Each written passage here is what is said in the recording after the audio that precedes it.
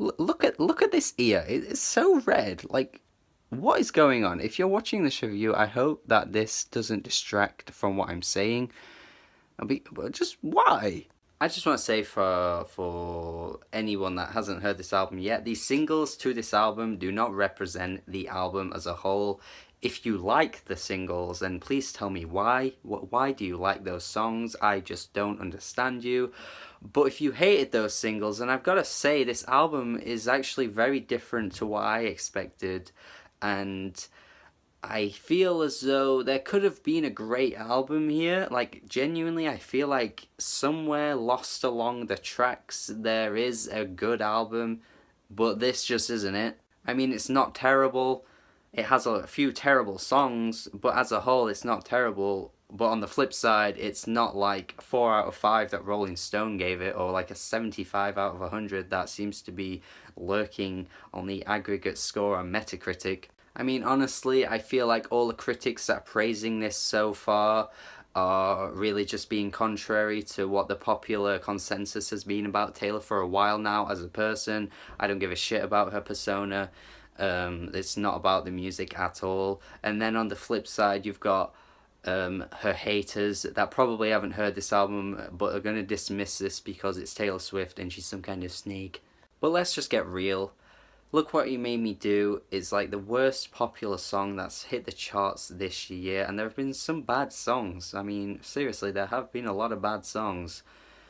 But this has got to be the worst one. I mean, the chorus, that's so redundant. Her kind of really bad girl attitude that she's trying to throw in there, like what Kesha did back in her prime, like, or any other artist that goes through that phase, Miley Cyrus, that kind of like, don't mess with me, I wrote a list and you're on it, oh, the old me is dead now, this is a new edgy me. You all know that song is terrible. I'm not going to sit here and I'm standing here, but I'm not going to stand here and say what you already know. Ready for It honestly had a great beat. Like, seriously, I feel like Run the Jewels would have killed this beat if they had made this song. It's ironically sounds slightly inspired by Yeezus, which you would think would be the last place Taylor Swift would take inspiration from, because Kanye West. But to think some people out there think Taylor Swift can pull that off, that style, who are you? What? And then Gorgeous, which is just a really shallow kind of track. Talking about how a guy is so gorgeous that she can't concentrate. Like, okay, if she was 16 and writing this song, yeah, maybe. I mean, if a guy was doing it, it would probably come across weirder, actually. But again, if they were like 16 and doing it, I would be okay. But she's like, what, 25, 26, maybe 27 now? Like, seriously, this is just not what I want to hear. If you want to do that kind of thing, your girl, Carly Rae Jepsen, is the one to take inspiration from. She's the only one that can get it right. So, Taylor, next time you do it, take some notes from her. And then Call It What You Want, which is a really low-key, pretty bland ballad that has no really sharpness to it. And likewise with the closing track, I didn't really think that was anything all too exciting.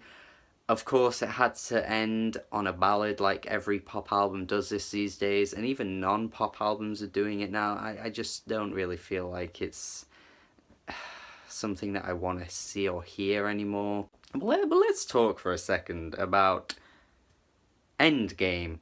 We have Future and Ed Sheeran on the same song. Like, Ed Sheeran and Taylor collaborated that time, if you remember, a few years ago. Can't remember what the song was called, but it was okay. It fit their styles perfectly. But Future and Taylor Swift, who decided this was a good idea? Now, the thing is, the post-chorus of this track actually isn't too bad. Big reputation. It actually works quite well. It's just the verses. I mean, I just feel like Taylor on this kind of beat doesn't really work. And then I just feel like Ed Sheeran comes in, kind of tries to do his rap singing thing, which I've never really been a huge fan of. It works sometimes, like on his song Sing, that was a pretty good track. But just here, I just feel like it just really wasn't worthwhile. And Future again is kind of doing his thing, but it's just like then Taylor Swift comes in and it's just like two separate songs. It just felt odd. So Taylor Swift's doing hip hop influenced beats now and borderline trap, and then we get it again towards the end of the album. This is why we can't have nice things. The beat on this one again is just like not her style at all. And it actually sounds like that song from that Beck album that came out this year. Wow, like that was a really bad attempt at like some trap beat, and this is another one of those. But I do want to mention a few tracks that I actually kind of do like. Well, actually, I think Getaway Car, best track on the album, easily. And Jack Antonoff is on production here. Of course, he's on a lot of production these days, from Lorde to Haim to his own stuff. There's just a ton of different artists that he's working with, and of course Taylor Swift is now another one of those. And you know what? This actually sounds like a Bleachers track, that beat and the way she's singing. I feel like Jack Antonoff could have come on and sung on that chorus and it would have just sounded completely in line.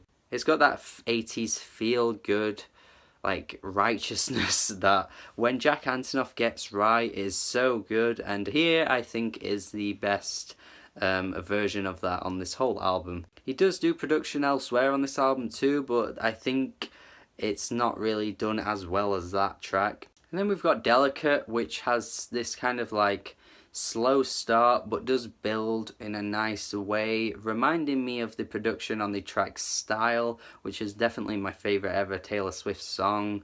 Well, when I say favourite ever, I mean it's like probably the only ever song I've ever liked by her.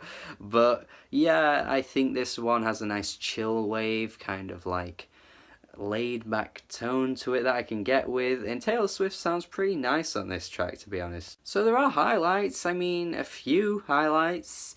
There's just so much bad here though, like the consistency of this album. I mean, we go from Ready to It to Endgame, and then the production kind of like shifts a little bit, then Delicate to Look What You Made Me Do.